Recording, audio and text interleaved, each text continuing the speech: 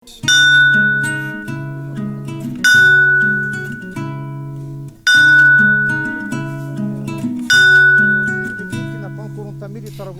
وكرا نيغتي نقار يغندي وين ذاهي غروار ذنو غنا غدوة والنا يوين يقري همه Ce que je peux dire par rapport aux travaux auxquels j'ai assisté et puis à toute la philosophie de riposte internationale que je suis d'assez près depuis le début, c'est que ça peut paraître comme ça, comme étant une organisation contre le pouvoir.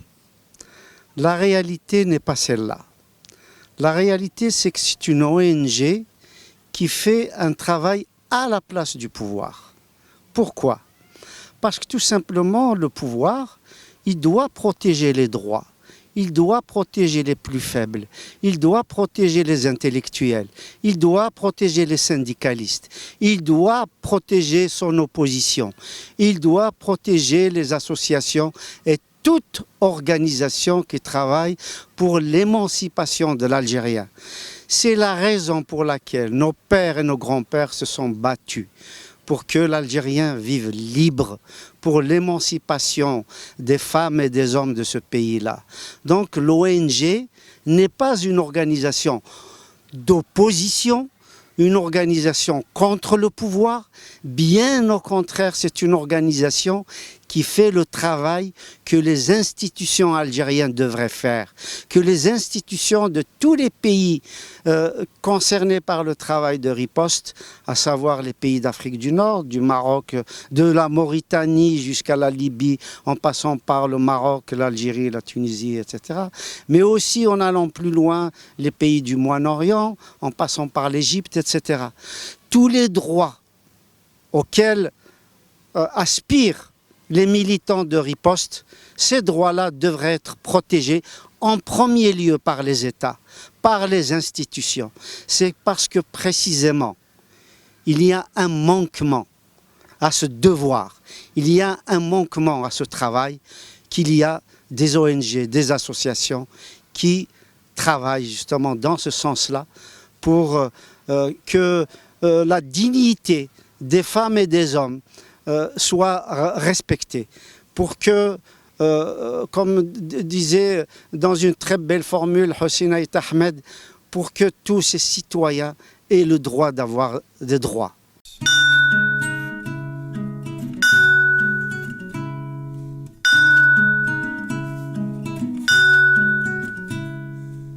مشيت وكرا نيغتي نقار يغندي وين ذاهي غروار. J'ai très mal au cœur de ne pas avoir vu pendant une semaine entière. Tous les jours, il y avait un événement différent. Donc, chacun aurait pu choisir un jour et venir au moins m'appeler, me soutenir, me dire un mot de soutien, puisque c'est quand même difficile d'organiser tout ça en quelques jours avec des pays différents, des témoignages différents, des lieux différents. Ou me dire, Nassera, est-ce que tu as besoin qu'on vienne t'aider? Est-ce que tu as besoin de quelque chose? Bon, je remercie Riposte quand même, puisque nous a apporté leur soutien. Quand même, hein? Oui, quand même. Soutien logistique, soutien moral, merci beaucoup. Merci d'avoir été là. Et j'espère que les prochains événements sur les disparitions forcées en Algérie vont vont réveiller vos consciences pour que plus jamais ça. Moi, je me bats pas seulement pour faire la vérité et la justice, mais je me bats aussi pour que plus jamais ça, pour que nos générations futures n'aient pas à connaître la disparition forcée.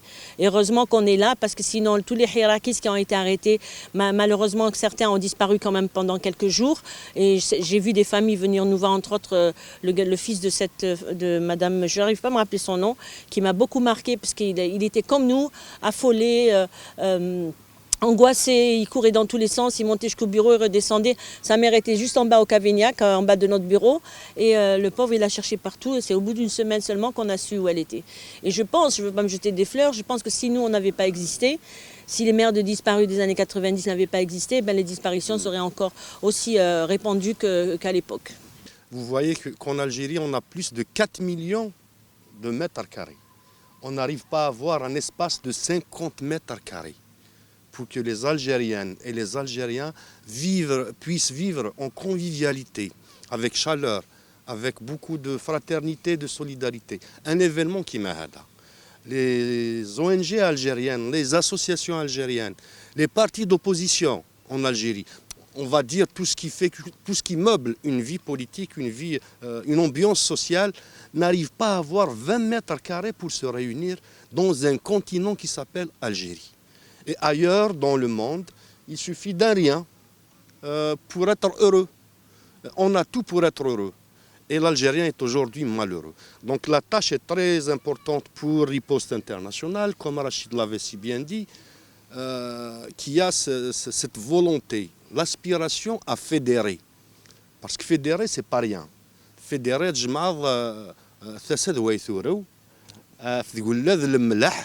pour une construction politique. Parce qu'on n'est pas dans une vie politique en Algérie. On n'a pas de vie politique, ni de vie sociétale, ni de vie de la société civile. On est plutôt dans la construction politique. Et la construction politique passe avant tout par la construction de ces ponts de fraternité, d'amour surtout, parce que l'Algérien, il a besoin aujourd'hui, les Algériens en général, ont besoin aujourd'hui de s'aimer, de s'adorer, de se respecter.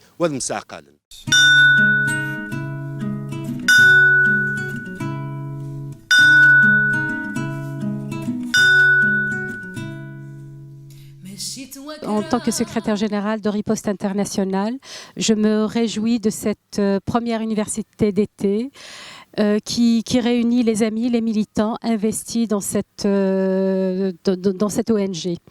À Riposte Internationale, si nous sommes aujourd'hui réunis, c'est grâce à l'investissement, c'est grâce à l'engagement de nombreux militants. Certains sont ici, d'autres ne pouvaient pas se joindre à nous. Nous nous réjouissons d'avoir des militants autour de nous, mais à la fois nous nous désolons de la situation qui prévaut actuellement en Algérie. Nous aurions aimé être une énième association culturelle pour célébrer la culture algérienne.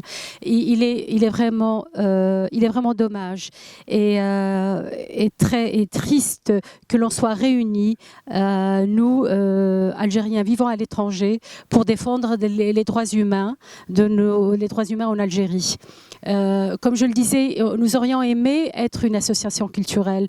Nous nous retrouvons à Riposte Internationale à rédiger des rapports, à dénoncer la situation des détenus politiques qui est insupportable et qui doit normalement réunir tous les Algériens et pas que les Algériens pour dénoncer ces violations qui perdurent, y compris après la visite du président Macron. C'est la première édition de l'université d'été de Riposte Internationale. يجي يلدس قواسد السملالي يمغنسن يتسناغن مادي السارثي ثم ذاك زرفان بومدان ادي مليني وكذ لاباز دي نغمسن بوينات الريبوست انترناسيونال يوكلن مسلاي تزوران مسلاي سوينا غي شغبان غف فمنو غير زرفان بومدان غف سواث مشي ثلاث ثبتين غمشي ثلا الجزائر مشي ثلا تونس مشي ثلا المروك إذا غني وكني أنسقر في مسال ذا شو إبرداني ديبو غاث النتباع يوكني